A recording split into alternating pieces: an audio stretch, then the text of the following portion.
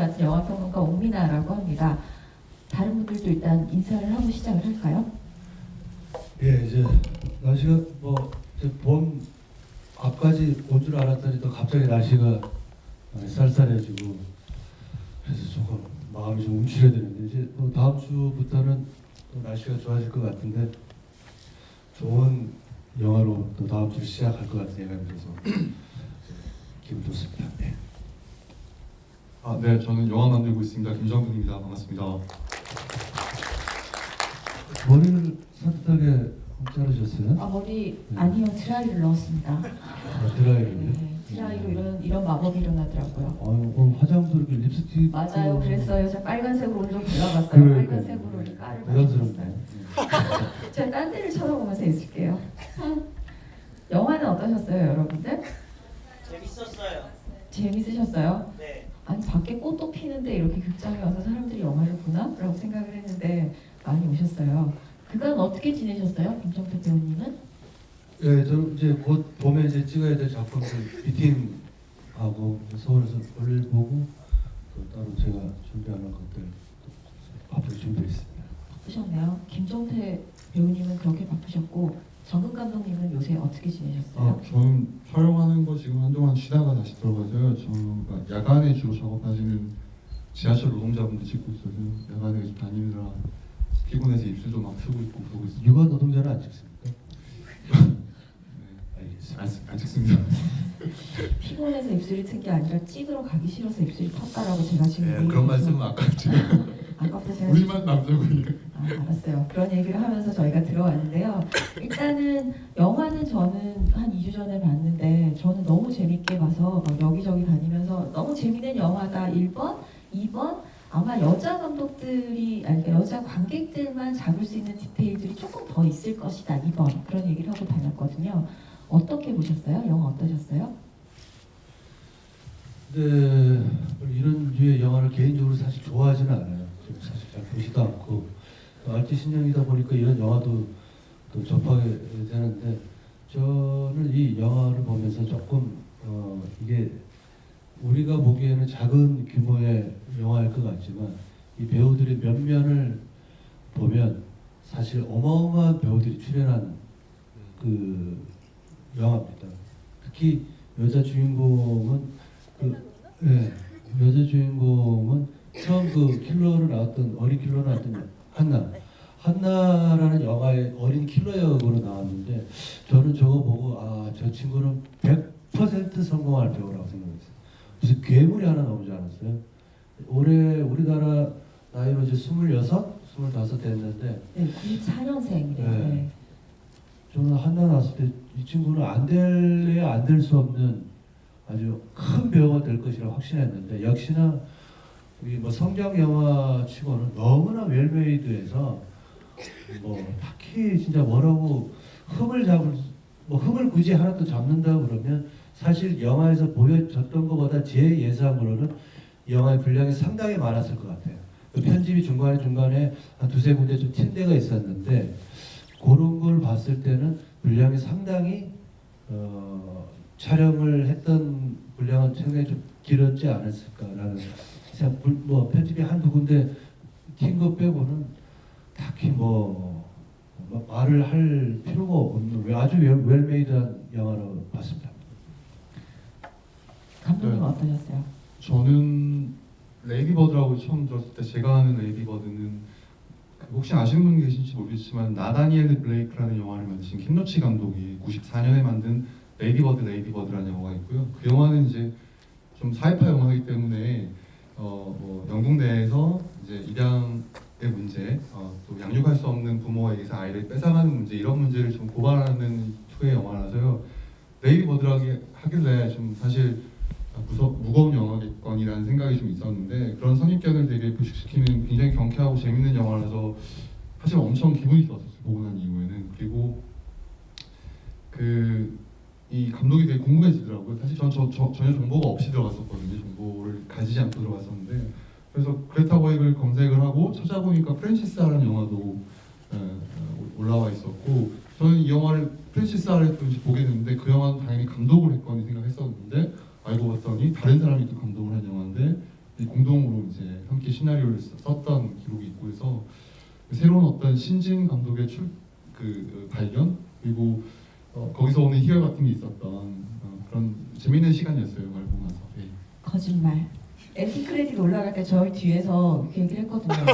그렇다고 너 몇 살이니? 라고 제가 정국 감독님한테 물어봤는데 정 감독이 몇 년생이라고요? 네, 82년생입니다. 그렇다고 85년생이에요. 그래서 첫 번째 데뷔, 그러니까 공동 연출을 전에 한 적은 있지만 혼자서 연출한 건 이번이 첫 번째 작품이고 대본도 다른 사람하고 쓴 적이 있지만 혼자서 대본을 완성한 것도 이번이 첫 번째거든요. 그래서 85년생 여자 감독이 첫 작품을 만들어서 아카데미 감독 후보에 오르는 동안 너는 뭐했니? 하면서 저희들이서 예, 벅시렁벅시렁 있었으면서 그렇습니다. 이렇게 감탄했다라고 말을 하다니 참. 뭐했니 너는? 그러게요. 뭐, 네. 우리는 감독 아니니까 그렇다 치고 넌 뭐했니? 네, 지금 다음 작품 열심히 준비하고 있습니다. 영화를 보면서 자꾸 한국 영화계하고 좀 이렇게 비교를 할 수밖에 없는 입장인데 정말 뭐 미국이라고 해야 되겠죠. 미국 영화의 특징을 보면 영화 속에 나왔던 수녀분 있죠. 그분 그다음에 아빠 역할 이런 사람들이 영화를 무려 한 30년 이상씩 한 대단한 배우들이에요. 근데 우리가 한국 영화 제작은 뭐 그런 작은 역할들은 대충 어디 뭐 좀 영화적 경험이 사실 이런 말씀 드리면 조금 뭐 그런데 영화적 경험은 많이 없고 뭐 TV에 이렇게 뭐 조다녀 뭐 연극 좀 하시다가 시간 맞고 페이 적당하고 이러면 뭐 하루 뭐 한 1, 2회차 뭐 와주세요 뭐 이렇게 해서 촬영 이런 거하고 이 오랫동안 내공을 가진 이 배우들이 많은 그 배우들이 색깔들이 있는 그 배우들을 이렇게 작은 역할이지만 수녀 연기가 전혀 어색하거나 전혀 그런 게 없잖아요. 그만큼 그 배우들의 색깔이랄지 그 연령이랄지 다양한 그 배우들의 그걸 갖고 있다는 게 그게 참 좀 아쉬운 것 같은데 하나도 왜 이렇게 구멍난 연기들이 없어가지고 대단한 것 같아요. 그러니까 이게 이제 결국은 버짓이 있으니까 가능했던 이야기이기도 하지만은 어떤 차원에서 보면은 사실 이 말씀처럼 구멍에 있는 연기가 없거나 캐릭터가 굉장히 생생했던 이유는 저는 이 감독이 굉장히 연출을 잘하고 시나리오를 잘 짠 것 같아요. 잘 쓴 것 같아요. 그래서 어떤 캐릭터를 따라가더라도 그들 각자의 어떤 레이디버드가 만들어질 것 같은 그런 구성이 돼 있어서 되게 얘봐라 이런 생각이 들 정도로 약간 질투나고 솔직하게 얘기하면 질투가 났던 그런 영화였습니다. 네, 보면 엄마 역할을 맡은 분이 로리 맥칼프인데요. 사실 이름을 들으면 얼굴이 연상이 안 되는 분이지만 막상 얼굴이 나타나면 어디서 많이 봤다라는 생각이라 일단 정말 훌륭한 연기라는 생각이 드는데 아까 말씀하셨던 시얼사 로넌 주인공 같은 이 배우 같은 경우는 저는 오히려 한나보다 러블리 본즈라고 혹시 옛날에 영화 보셨으면 죽고 나서 이제 천국으로 가지 못하고 방황하고 다니는 그 소녀의 얼굴이었거든요. 그래서 이 친구는 나이가 안 먹나? 라는 생각도 조금 했었는데 이 영화는 촬영할 때부터 어쨌든 그 얼굴에 있는 여드름 자국 같은 것까지 그냥 보여주자라는 얘기를 하면서 10대 소녀의 얼굴을 내가 카메라 앞에서 보여줄 수 있는 마지막 기회다라고 촬영을 했다라고 하는데 시얼사 로넌은 아버지가 배우예요. 아버지가 그 폴 로넌이어서 아버지를 따라다니면서 촬영장 구경을 하다가 9살에 데뷔를 했다라고 하고요. 첫 번째 남자친구로 나온 사람이 루카스 헤지스인데 이 친구는 96년생인데 이분은 또 아버지가 유명해요. 피터 헤지스라고 각색도 하시고 영국에서 소설도 쓰시는데 이분이 각색한 게 길버트 그레이프, 데닌 러브, 어바웃 더 보이 같은 걸 하면서 데닌 러브를 이분이 연출을 하면서 자기 아들을 캐스팅을 했던 것인데 야 이 금수저야 라고 할 수 있을 텐데 아들이 연기를 또 너무 잘했던 그래서 그 다음에 맨체스터 바이 더 씨 같은 데서도 굉장히 인상적인 연기를 보여줬던 배우고요. 티모시 나오죠. 티모시 살라메는 Call Me By Your Name으로 지금도 한참 주가를 올리고 있는 배우고 지적이고 섬세하면서도 약간 퇴폐적인 얼굴도 있다라는 생각이 들어서 굉장히 배우로서는 신기한 얼굴인 것 같아요. 이 어린 배우들 중에서는 누가 제일 눈에 들어오셨어요? 역시 주인공? 각자 뭐 롤을 제일 잘했다고 할 수 있는 것 같아요. 근데 다 잘한 것 같아요. 다 자기 롤에 맞게 캐스팅도 잘했고 이미지 캐스팅도 잘했고 다 잘했던 것 같아요. 딱히 뭐 연기적으로 제가 봤을 때 뭐 조금 약한데 부족한데 그런 거는 거의 못 느꼈고 또 아빠 자세히 보다 보니까 혹시나 하고 찾아보니까 우리 저번 달에 했던 퍼스트에 나왔던 중형 역할로 나왔던 배우분이시더라고요. 이 여성 감독이다 보니까 이 내용이 막 이렇게 드라마틱하게 플롯이 진행되지는 않았더라도 아까 말씀하셨던 대로 잔잔하게 그 감성들을 잘 터치했던 것 같습니다. 그렇다고 영화는 보신 적 없으시죠? 이분이 배우로 출연한 건. 예, 그렇죠. 한국에서 사실 개봉해서 아실만한 건 프랜시스 하라는 작품밖에 없을 텐데요. 정은 감독님 프랜시스 하 보셨다고 그랬죠? 네.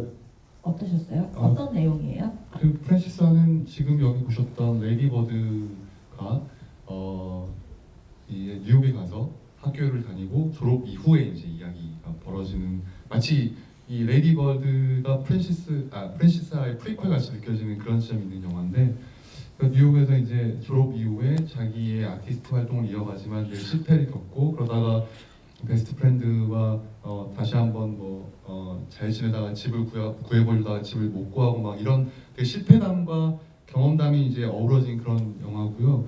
그 영화도 지금 스타일과 굉장히 유사해요. 그래서 촬영도 딱 고정해서 찍어놓고 편집의 리듬도 우리가 생각하는 리듬의 단위와 좀 약간 어긋나게 좀 빨리빨리 끊기는 방식이고 이렇던데 제가 아까 앞서 이제 그 그레타 거이의 영화인가 싶어서 약간 혼란스러워했다는 말씀을 드렸긴 했지만 이 영화는 노아 바움백이라는 감독이 만든 영화고요. 프랜시스 아는 그 영화의 노아 바움백이 알고 봤더니 또 웨스 앤더슨이라고 여러분 잘 아시는 그랜드 부다페스트 호텔이나 아니면 문라이즈 킹덤 같은 영화를 만든 감독과 함께 공동 집필을 했던 감독이기도 하더라고요. 그래서 스타일 면이나 아니면 뭐 이제 이야기 전개 방식이나 이런 것들이 좀 이 크루 안에서 되게 유사하게 형성된 것 같다는 생각 들고 게다가 이제 배우를 스위칭 시켜가지고 활용하는 모습도 되게 재밌었는데 여기 나왔던 주인공인 시엘사 로넌도 그랜드 부다페스트 호텔에서 그 아가사 역할로 나오기도 했었고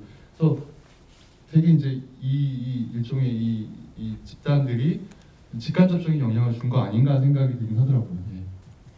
그 그레타 거윅은 세크라멘토 출신이에요. 그리고 카톨릭 고등학교를 다녔어요. 엄마 이름이 크리스틴이에요. 엄마 직업이 간호사였대요. 아버지 직업이 이제 알만하죠. 컴퓨터 엔지니어링을 했어요. 그리고 나서 여자는 버나드 대학교, 뉴욕에 있는 대학교에 진학을 합니다. 무용을 하려고 했는데 덩치가 자꾸 너무 커지는 바람에 무용을 못하게 돼요. 그리고 나서 대학교를 졸업하고 난 다음에는 시나리오 전공을 하려고 MFA를 들어가려고 했는데 입학 허가를 못 받습니다. 글을 쓰고 싶은데 글을 못 쓰죠.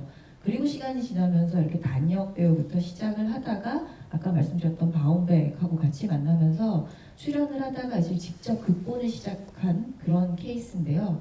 방금 그 김정우 감독님이 말씀하셨던 것처럼 연결되는 이야기들이 있어요. 프란시스 하가 있고 미스트리스 아메리카라는 작품도 있는데 두 개 다 그레타 거윅이 같이 대본을 썼는데요.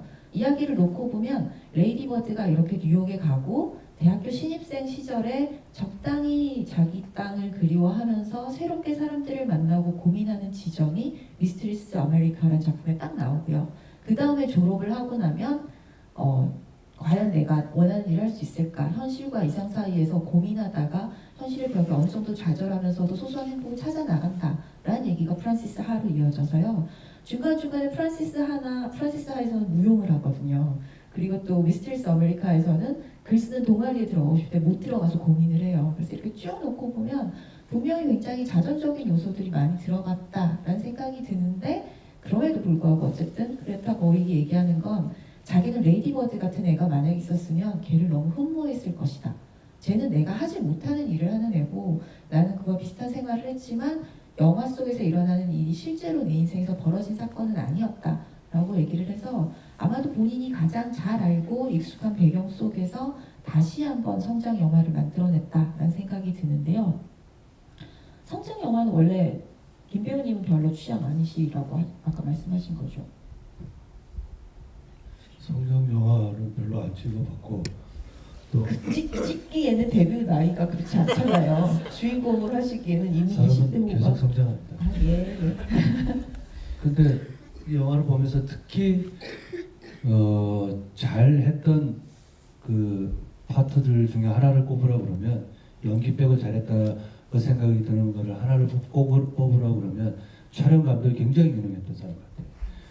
이게 너무 카메라가 배우 가까이 가지도 않고 너무 멀지도 않고 이게 카메라가 가까이 가면 배우들의 감정이 너무 과잉처럼 관객들에 느껴지는데 이걸 적절한 선에 적절한 앵글의 사이즈로 관객들이 적당하게 이 주인공의 감정에 동화가 될 수 있는 아주 적절한 앵글을 잘 사용했다는 거에 저는 굉장히 큰 점수를 주기 때문에 여기 촬영 감독이 굉장히 뛰어난 감독이거나 아니면 감독하고의 어떤 원래 감독께서 이제 촬영 감독하고 잘 그 소통이 잘 돼서 앵글을 잘 정리했던 것 같아요. 그래서 하나도 앵글 같은 경우에도 튀는 앵글이 없이 적절하고 연극으로 치면 뭐 제3의 막이라고 그래서 관객과 저 배우 간에 어떤 제3의 막이 있다라는 식으로 이렇게 얘기를 하는데 그 제3의 막에 걸맞게 앵글을 아주 적절하게 잘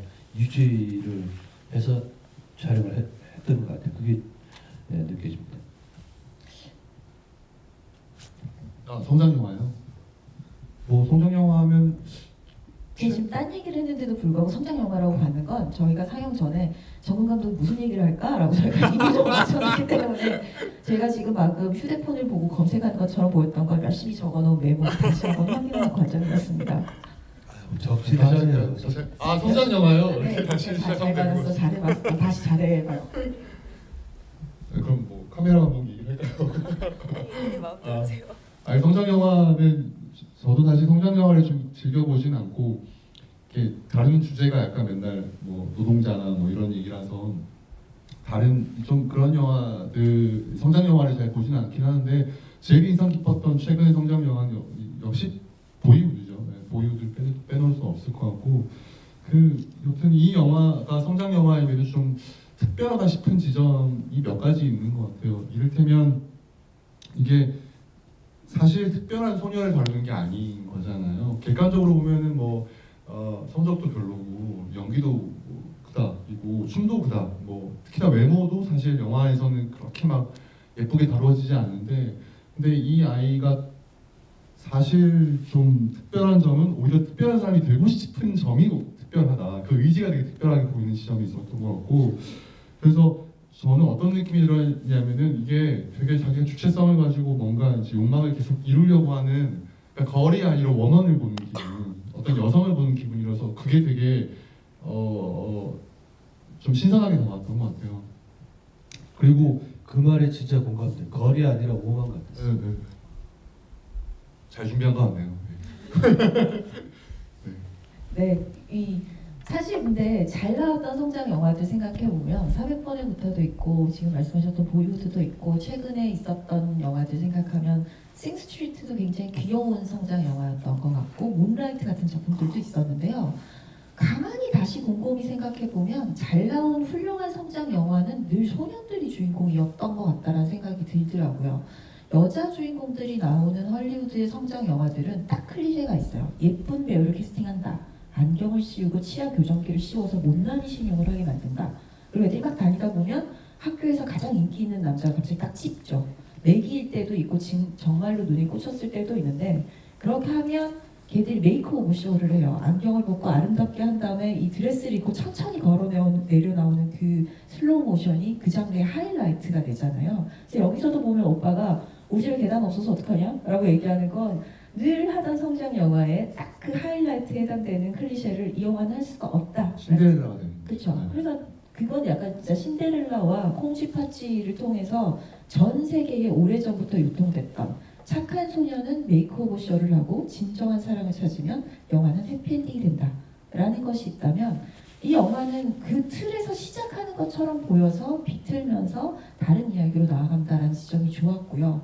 그래서 그레타 거이도 얘기하는 게 보이후드처럼 여자가 주인공이 되는 걸후드 영화를 만들어 보고 싶었다라고 얘기하는 지점이 아마도 이런 게 아닐까라고 생각이 됩니다. 마이크를 잡는 건 뭔가 할 말이 있어서겠죠, 감독님? 네네네. 네. 그래서 이제 방금 말씀처럼 사실 되게 많은 그 10대 여성을 다루는 헐리우드나 아니면 미국 드라마 뭐 아시는 분들 아시겠지만 글리 같은 드라마 보면 여자 주인공이 남자의 마음을 획득하는 그게 굉장히 메인 플롯이에요. 그거가 굉장히 그 드라마 전체의 어떤 깔고 가는 이야기의 핵심인데 그렇게 해서 자기 존재 증명을 하는 거죠, 그 여자 주인공인데 이 영화는 그런 게 아니죠. 오히려 그 뭐 남자 아이들과의 관계에서 뭐 특별한 어떤 무엇이 있다는 식으로 이제 영화가 구체적으로 다루진 않고 오히려 애정 관계나 이런 내용들은 친구 간에서 훨씬 더 동성애 친구들끼리 훨씬 더 짙어지죠. 이를테면 뭐 줄리와 그 사이에 끼는 제나와의 삼각관계나 아니면 이 모든 애정관계 돌을 이렇게 한 번에 잡아먹는 엄마와의 애증 관계나 이런 것들이 좀 저는 신선하게 다가왔던 것 같아요. 그래서 이 영화가 사실 그 보면 남자 친구와의 관계들이 이그러지거나 친구와 오해하거나 멀어질 때도 좀 그런 데로 흘러갔던 영화 음악이 가장 비장해지는 순간은 엄마와 어긋나는 딸의 마지막 정도일 텐데요. 그레타 거익이 몇 년 동안 걸려서 이 시나리오를 완성을 했는데 350페이지짜리 초고를 가지고 왔었대요. 영화를 만들 수 없는 기나긴 버전으로 가지고 왔는데 와, 그럼 내 말 맞았네. 굉장히 길었을 것이다. 그러니까. 굉장히 길었던 거를 만들어서 가지고 왔을 때 그때 초고 제목이 Mothers and Daughters였대요. 그래서 엄마들과 딸들이라는 제목으로 가지고 와서 그레타 거익이 얘기하는 지점은 사실은 정말 엄마와 딸의 이야기에 가까워요. 그래서 아까 말씀드렸던 프란시스 하나, 그 미스트리스 아메리카 그리고 레이디 버드를 거꾸로 보면 프란시스 하에는 고향의 엄마가 있어요. 고향의 늙은 엄마는 늘 딸을 걱정해요. 그리고 딸을 늘 응원하는 존재예요. 대학교 신입생인 경우에는 엄마가 와서 침대에 나란히 앉아서 속 이야기를 털어놓아요. 그러면서 너무나 살가운 친구처럼 굴죠.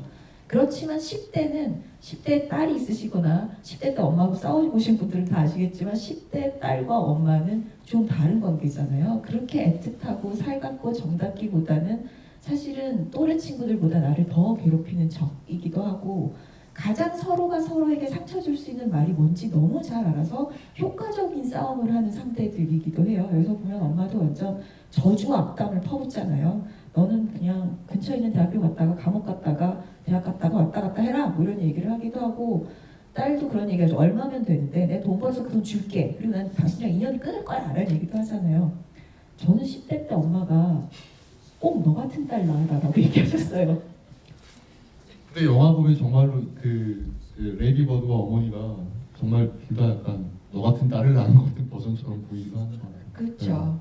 둘이 미친 듯 싸우는 장면이 있는데 그런데 보신 것처럼 막 악다구니를 쓰고 싸우고 서로 저주와 막 무슨 뭔가 원망을 쏟아붓다가 딸이 딱 좋아할 만한 드레스를 꺼낼 때 엄마는 너무 의기양양해요. 그리고 그걸 보고 또 딸이 열광할 때 또 너무 진짜인 거죠. 그래서 10대 딸과 엄마는 미친 듯이 싸우다가 용서나 화해가 없이도 다시 단단해질 수 있는 세상에서 가장 비논리적이고 이상한 관계라는 사실을 그레타 거익이 정확하게 포착해냈다라는 생각이 들어서 마지막에 엄마 편지 읽고 이런 장면 약간 개인적으로 저는 오글거리는 걸 너무 싫어해서 오글거린다라고 생각은 했지만 그럼에도 불구하고 그런 장면들이 굉장히 힘이 셌다는 생각이 들고요. 저는 이 영화가 성장 영화라면 그리고 그녀가 보이후드에 필적할 만한 걸후드를 만들고 싶었다라면 굉장히 중요한 지점을 잘 찍었다라고 생각되는 건 그 여성분들은 아마 다들 동감하실 거라고 생각되는 지점인데 소녀는 성장하는 과정에 필연적으로 엄마를 이해하는 순간이 와요. 그러니까 그것을 엄마의 삶을 구체적인 그녀의 삶을 이해하게 되는 게 아니라 내 나이 또래에 내 일을 겪었을 때 우리 엄마는 어땠을까?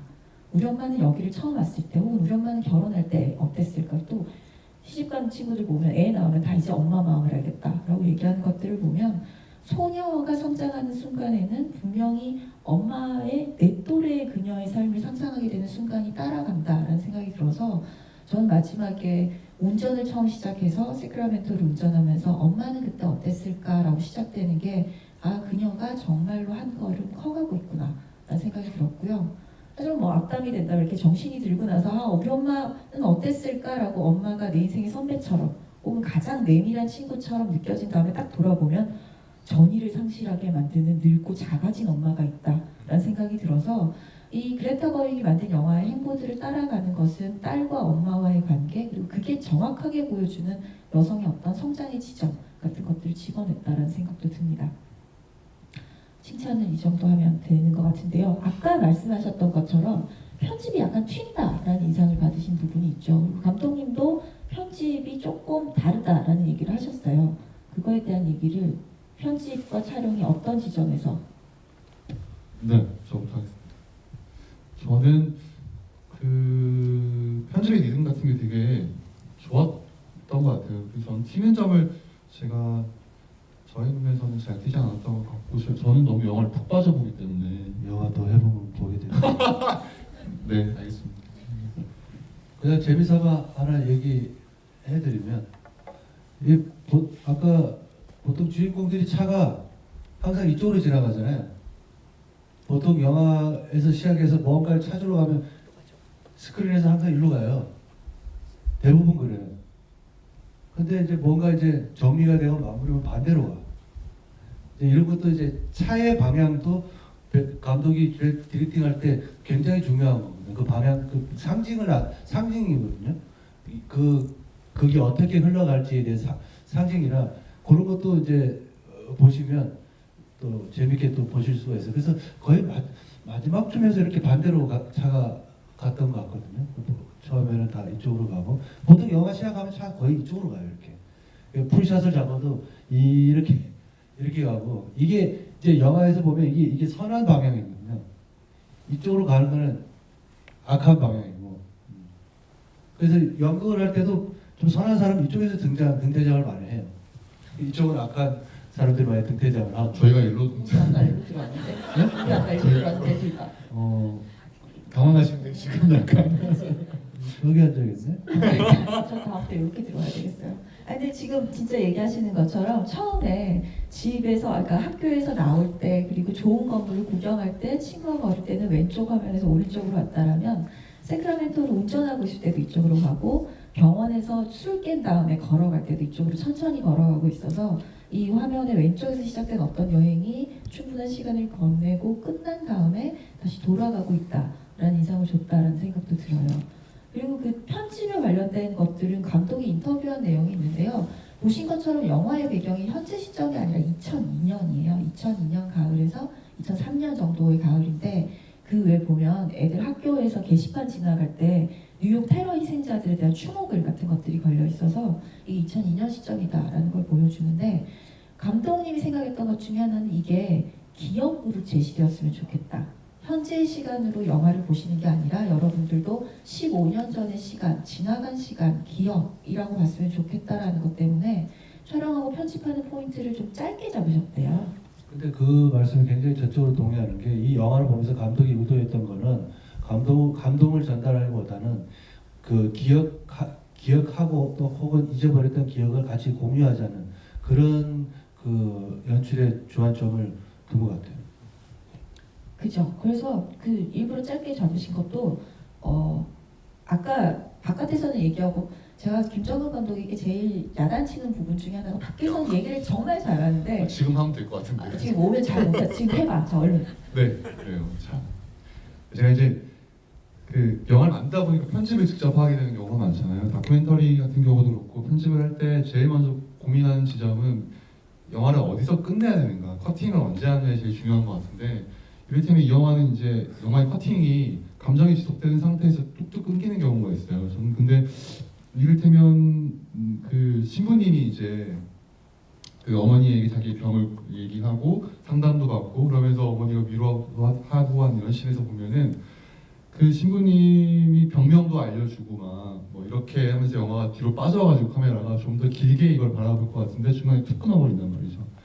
그래서 영화 전체를 보고 나면 이게 이렇게 이야기가 이렇게 뭐랄까 툭툭 끊기는 듯한 느낌이 드는데 쉽게 카메라가 대상들을 연민하지 않는다는 느낌이 드는 거예요. 오히려 이 대상들을 희화하지도 않고 가만히 지켜보고만 있지는 않고 오히려 그것들을 잘 나열해서 사람들이 각자 그 서로의 실패를 안고 살아가는 단단한 인간으로서 이제 전체를 좀 구성하는 것 같아서 저는 편집할 때 아마 그렇게 편집 리듬을 잡은 것 같다는 생각이 들더라고요. 네, 인터뷰 내용을 마무리를 지으면 감독님이 얘기하시는 부분이 기억처럼 보이고 싶어서 오히려 이렇게 여운을 남겨줄 만큼 길게 보여주는 게 아니라 모든 것이 저렇게 찰나의 순간으로 지나갔다라는 걸 보여주고 싶어서 촬영도 편집도 조금 더 끌 수 있을 때 다 잘라버렸다라는 얘기를 개인적으로 하시는 인터뷰가 있었어요. 그래서 아마 그런 것들이 우리들로 하여금 그러니까 영화 사실 90몇 분이니까 충분히 더 길 수 있었을 텐데 어떻게 생각하면 압축해서 찍은 것 같다라는 생각이 들기도 하고 왜 이렇게 툭툭 잘라버렸을까라는 생각이 들었는데 그것 전체가 사실은 기억하는 10대 시절이라는 것들을 우리 지금의 현재형이 아니라 모두 같이 과거로 돌아가는 얘기라서 그런 것 같습니다. 그리고 본인 얘기는 아니라고 하면서 막상 촬영 전에는 세클라멘토에 투어를 가셨대요. 그래서 스태프들하고 출연진을 데리고 가서 세클라멘토를 다 보여주고 그리고 본인이 했었던 뭐 졸업 앨범이나 그때 만들었던 스크랩북 같은 것들을 공유를 하면서 어느 정도 얘기를 했다라는 지점들도 있더라고요. 근데 편집에 대해서 한 번 더 얘기를 하자면 두 가지를 생각해 볼 수 있을 것 같아요. 편집 기사하고 이걸 의도적으로 이렇게 툭툭 끊는 거를 의논을 했을 수도 있고 그게 바보 아닌 이상 이런 이 정도 영화에서 그렇게 편집을 그렇게 할 일은 없는데 진짜 양이 많아서 그 편집을 그렇게 했는지 아니면 편집 기사하고 그런 식으로 그런 것까지 의도를 해서 이게 여운이 남는 기억으로 남게끔 이렇게 편집을 약간 러프하게 했을 가능성도 저는 있다고 생각이 되어집니다. 근데 이 편집의 스타일과 방식이 아까 이제 앞서 얘기했던 노아 바운백이나 웨스 앤더슨의 스타일과 굉장히 유사한 것 같긴 해요. 그래서 그들 자체가 이제 사실 이 영화를 보시면 아시겠지만 이야기 굉장히 그 드라마turgi가 강해서 이야기 굉장히 그러니까 곡선이 되게 막 그려지는 굉장히 서사가 막 엄청난 이야기들이 아니라 벽면식으로 굉장히 잔잔한 사건들이 나열돼서 이것들이 만든 어떤 파장 이런 것들을 보는 작품들이라 저는 그런 완급 조절에서 사실 이런 편집만큼 좀 속도감을 낼 수 있는 그리고 관객들이 많은 정보를 좀 이렇게 스치듯이 지나간다 하더라도 같이 이제 습득할 수 있는 방식을 선택한 거라는 생각이 들거든요. 네, 그렇습니다. 한 가지 더 얘기하고 싶어 갑자기 이제 자꾸 영화를 본 거를 제 떠올리면서 얘기를 해야 되니까 또 괜찮았던 게 연기 중에 관객분들이 보시기에는 화내는 연기가 어려울 것 같아요. 웃는 연기가 힘들 것 같아요. 화내는 연기. 웃는 연기가 훨씬 더 힘들어요. 이게 이게 화내는 감정을 쉽게 동화를 할 수 있어요. 근데 웃는 연기 조금만 어색해도 웃기지도 않는데 좀 시시한데 이게 굉장히 더 빨리 그 관객들에게 전달이 됩니다.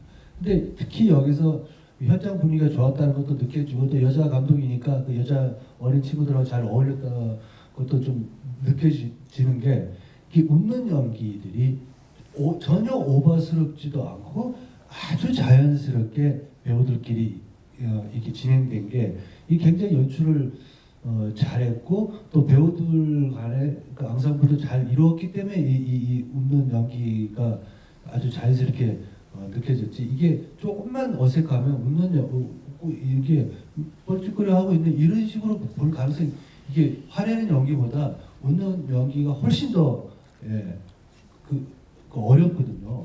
연기를 하는 입장에서 현장에서도. 근데 화내는 연기는 몇 번 테이크를 가서 또 할 수는 있어요. 할 수 있는데 웃는 연기는 한 테이크, 두 테이크, 세 테이크 하면 이게 점점 굳어지거든요. 관성화돼서 연기가 굉장히 어렵습니다. 연기를 안 해보시니까 연기하는 입장에서는 웃는 연기가 훨씬 더 어려워요. 근데 이 웃는 연기들이 아주 자연스럽게 넘어간 게 아주 좋았던 것 같아요.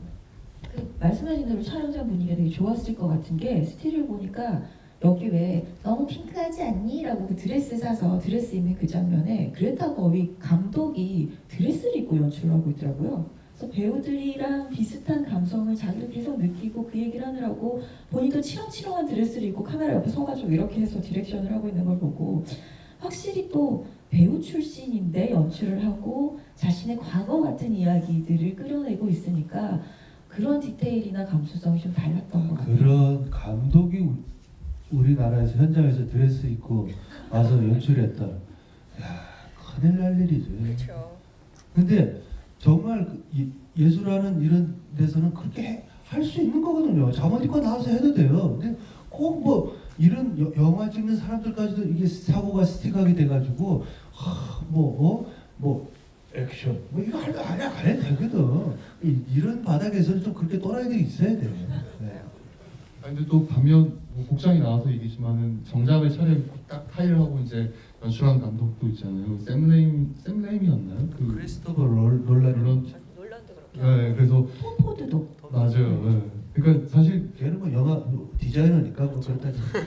그런 어떤 그 작업복의 개념인 것 같아요. 사실 어떤 식으로 의식처럼 딱 입고 작업을 하는 방식이라서 네 그렇습니다. 제가 준비하는 영화를 찍을 때는 저는 가운을 입고 한번 촬영장을 가야 되겠어요. 진짜 네. 정말 네. 딱 집에 가운이 한 다음에 인증샷. 네. 그러면 상관없죠. 아, 네, 알겠습니다. 그리고 우리나라 너무 이런 데서 이런 일을 하는 애들은 좀 놀게 놔둬야 돼요. 그래야지 좀 더 풍성하게 화면이나 텔레비에서 나올 수가 있어. 이런 따따라까지도 무슨 직장인처럼 내가 그렇게 하면 표현할 수가 없어요. 표현하는 인간들이라 얘들이 좀 이게 놔둬야 되거든. 근데 그런 거는 정말 모르겠어요. 감독이 드레스를 입고 나면 얼마나 재밌겠어. 벌써 현장이 벌써 업돼 있지 뭐 배우들이 파티도 많이 했다 그러더라고요. 촬영 끝나고 그 현장에서 파티도 되게 많이 했다 뭐 이런 얘기들도 있고. 근데 보면 감독의 야심이 들어가 있는 부분들도 있어요. 이를테면 초반에 엄마랑 운전하고 올 때 오디오 테이프를 같이 듣는 대목이 분노의 포도를 듣잖아요. 존 스타인베이 거를 듣는데 무슨 그 복선이 깔린 것 같더라고요. 분명히. 그러니까 분노의 포도가 1930년대에 이제 복선이 깔려있다는 걸 눈치채셨어요? 저는 그냥 좀 몰랐어요. 저는 왜지? 라고 나중에 공고 생각했는데 그게 하필 영화 초반에 나와서 그쵸. 어떤 의미를 갖고 있는 생각을 했죠. 맞아요. 그래서 정우 감독님 읽은 지 오래됐다고 그랬죠. 읽기는 읽었는데 기억 안 난다고 그러셨죠. 알았어요. 그 1930년대가 배경인데 그 가뭄 때문에 농부들이 자기의 땅을 은행하고 지주들한테 뺏겨요. 그리고 대공황 시대에 이 사람들이 캘리포니아야말로 꿈의 땅이다 라고 생각하고 캘리포니아로 꿈과 희망을 가지고 이주를 하는데 그곳에서도 삶은 팍팍하고 힘들게 결국은 온 가족이 뿔뿔이 흩어져서 어떻게 살아가기 위해서 인간 존재에 관련된 그런 얘기를 하는 것이었다면 배경이 되면 2002년은 이제 그들에게는 이 캘리포니아도 천국이 아니고 낭만도 아니고 꿈의 땅이 아니다라는 게 이미 드러나 버린 상황. 그래서 이 캘리포니아에 살고 있는 우리 레이디 버드는 오히려 뉴욕을 꿈꾸죠. 문화적으로 좀 좋은 곳인 것 같아 라고 얘기하지만 그 뉴욕도 얼마 전에 테러를 당한 테러의 공포가 엄습하고 있는 곳이고 모기지론 때문에 이 거대 자본주의가 이제 미국을 집어삼키면서 엄마는 당장 너의 학비도 될 수 없고 집이 넘어갈 수도 있고 딸에게는 아무 일도 일어나지 않는 것 같은 10대지만 그들에게는 가장의 실직을 앞두고 있는 굉장히 위급한 상황이다 라는 것들을 드러내는 것들이 그게 분노의 포도하고 그 2002년, 2003년 이 미국의 이 상황을 아주 적절히 잘 설정을 잘했던 것 같아요. 9.11 끝나고 미국이 굉장히 사회가 그 다크했잖아요. 다크한 시대였기 때문에 그걸 그 앞에 분노의 포도 그 테이블 해놓음으로써 전체적인 그거를 대충 그 상징적으로 은유적으로 그죠? 네, 한 거라고. 근데 사실 처음 그 분노의 포도가 나왔을 때 약간 눈치를 챌 수 있는. 네. 그죠. 네. 그러면서도 욕심이 별로 안 낸 게 사실은 대사로 드러내거나 약간 내가 이런 비교를 하고 있어 라고 치고 싶은 요구가 있을 만한데 그러면 사수죠. 예 알겠습니다. 네. 1985년짜리 5년에 태어나신 상수 감독님의 데뷔작.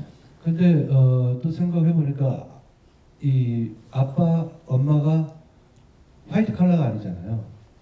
엄마는 가로사고 아버지는 화이트 칼라. 화이트 칼라였지만 잘린. 근데 그 캐릭터 아버지를 캐스팅한 캐릭터로 보면 아버지가 이제 나이도 있고 하지만 또 살도 쪄 있고 이 미국 사회에서 이제 약간 백인이 살쪄 있고 약간 이렇게 하면 이제 이게 성공가도 달리다 자연스럽게 은퇴 이제 직전에 있는 그런 사람인데 이제 그걸 이미지 캐스팅을 잘 한 것 같아요. 약간 자기가 사회에서 했던 능력보다는 이제 점점 사회에서 기대치가 낮아진 그런 유형을 슬림하고 그런 사람도 캐스팅을 할 수 있었을 텐데 그걸 좀 상징적으로 이제 그렇게 좀 몸집이 있으신 분을 캐스팅한 것 같아요. 그래서 그 미국 사회나 이런 것들 얘기하는 대목에서 저는 오빠도 좋았어요. 엄마가 애초에 이제 난임이어서 애를 못 낳을 것 같아서 데리고 왔다는 오빠가 보면 멕시칸이나 뭐 이런 쪽 같은 느낌. 미국의 뭐 이런 남미 쪽에 있는 인상이라서 동생이 대놓고 얘기하잖아요. 너는 인종 때문에 대학에 들어왔잖아라고 얘기하는 대목이 이게 정말 차별과 혐오와 이런 것들이 예민한 문제라면 할 수 없을 텐데 현실 남매라면 충분히 할 수 있는 얘기가 아닐까라는 생각이 들어서 그걸 대놓고 얘기하는 게 어쩌면 미국 관객들한테는 통쾌했을 것 같아라는 생각이 들지만 그럼에도 불구하고 어쨌든 미국에 대학을 졸업했어도 취직을 못하고 슈퍼마켓에서 일하고 있는 현재를 보면 미국이 보여주는 인종에 대한 어떤 쿼터와 어떤 배려라고 보이는 것들의 한계는 대학 입시에서 관련된 어떤 점수 가산점 혹은 입학 쿼터일 뿐이지 그렇다고 해도 여전히 미국 사회는 그들에게 굉장히 편협하구나라는 걸 보여준다는 북미 간의 대화를 앞두고 있는 시점에서 조금 발언. 그러니까 미국 연애 근데 그 트럼프 정권 만세 말미에 그 여튼 여기 이제 같은 자리를 두고 아버지와 이제 미구엘이 다투는데 제가 잘못 봤는지 모르겠지만은 미구엘이 이제 그 입사가 돼 있는 상황으로 나온 거 아닌가요? 여튼 그렇게 해서 자기가 이제 좀 안정적인 직장을 상황 아니에요? 어플라이한 상황. 네 잘못 봤어요. 그런가요? 네, 네. 좋답니다. 제대로 보세요. 네, 보세요. 면접 순서죠. 아버지가 먼저 면접을 보고 이제 아들이 면접을 보러 온 상황으로 끝났어요. 안 봤네. 잠깐 아직 성장 중인가요? 성장을 더 해야죠. 네. 네. 저희가 일단 예정된 시간은 이 정도인데요. 혹시 그래도 궁금하시거나 질문하시거나 혹은 좀 내가 보기에는 이랬다 이런 얘기는 안 나왔는데 이런 얘기는 내가 좀 정리하고 싶다라고 생각되는 분이 있으면 한두 분만 저희가 얘기를 들어볼 수 있을 것 같아요. 혹시 궁금하시거나 혹은 나는 이런 지점이 좋았다 이런 게 있으실까요? 네. 네. 안녕하세요. 저는 옆에 영산대학교에서 연기 뮤지컬을 하고 있고 배우를 꿈꾸고 있는 학생입니다. 저도 누나가 앉아서 하세요. 네. 저도 누나가 있거든요. 앞에 영화에서 나왔던 주인공이랑 똑같았어요. 어머니랑 함께 관계가. 그런데 저는 그 점들을 되게 감독님께서 잘 짚으셔서 만들어주시지 않으셨나 하고 계속 공감을 받고 인상 깊게 봤던 영화입니다. 그래서 이런 영화가 되게 기분이 좋았습니다. 중국에서 오셨어요? 네? 중국에서 오셨어요? 저요? 아니요. 한국 사람이에요? 네, 한국 사람입니다. 바로 왜 그렇지? 저요? 그 코가 좀 많이 막혀 있어서. 뮤지컬 배우 하려면 딕션 공부를 더 잘 해야 네, 알겠습니다. 감사합니다. 뭐지 방금 이 분위기는? 근데 말씀하신 왜냐면 영산대에서 제가 강의를 했기 때문에 중국 학생들이 많았어요. 그래서 혹시나 중국 유학생들도 수업을 듣고 해서 혹시 발성은 좋은데요. 딕션이 많이 안 좋네요. 네, 알겠습니다. 전문가의 의견 알겠습니다.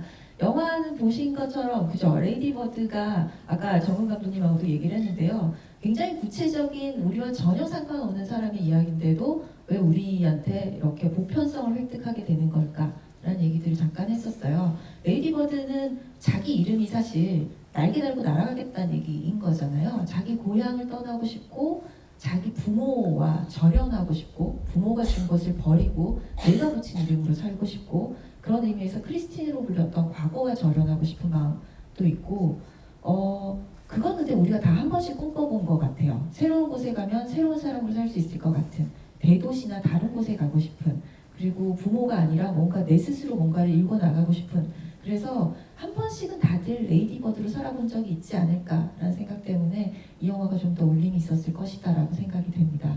다른 것 혹시 궁금하시거나 뭔가 있으실까요? 없으시면 마무리를 할까요? 저는 이 영화를 보면서 크리스티나를 보면서 영화를 배우를 꿈꾸기 조금 전에 제 모습 같은 뭔가를 하고는 싶은데 별로 주위에서 인정해줄 사람도 없고 내 스스로도 인정이 안 되고 이렇게 좌충우돌 해왔던 20대 초중반 그때가 저 크리스티나하고 모습 비슷한 것 같아서 제 자신하고 꼭 응원하게 되더라고요. 전문 감독님. 뭐 이하 동문인 것 같고요. 근데 여튼 저는 그런 생각도 약간 들었어요. 이게 지금 저희가 이제 부산에서 영화를 보고 있고 여기가 고향이신 분들도 계시겠지만 대다수가 고향이신 분들이 계실 것 같고 게다가 이제 자기의 고향에 이렇게 남아 있는 사람이 많지만 오히려 이 영화를 서울 관객들이 봤을 때는 어떻게 느낄까? 사실 서울이라는 도시가 일종의 이민자들의 도시, 그러니까 이민자라고 표현은 그렇고 고향을 떠나온 사람들의 도시잖아요. 그래서 그 도시 안에 사람들이 보는 감성은 어떨까라는 생각이 들었습니다. 네.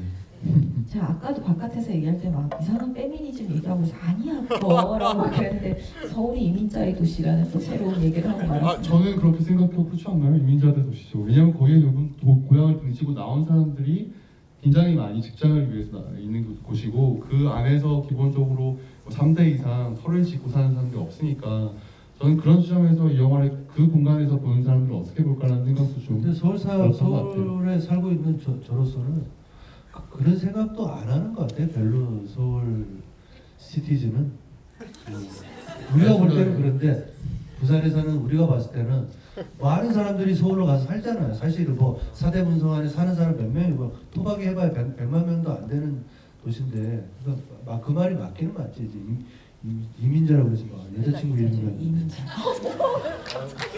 알겠습니다. 빨리 맞. 빨리 마무리를 해야 될 것 같다 생각인데 네 빨리 마무리를 해야 되겠어요. 그러면 오늘 영화 보시고 저희 토크까지 자리에 앉아서 끝까지 들어주셔서 감사하고요. 다음번에 또 좋은 작품을 뵙길 기다리겠습니다. 감사합니다. 감사합니다. 저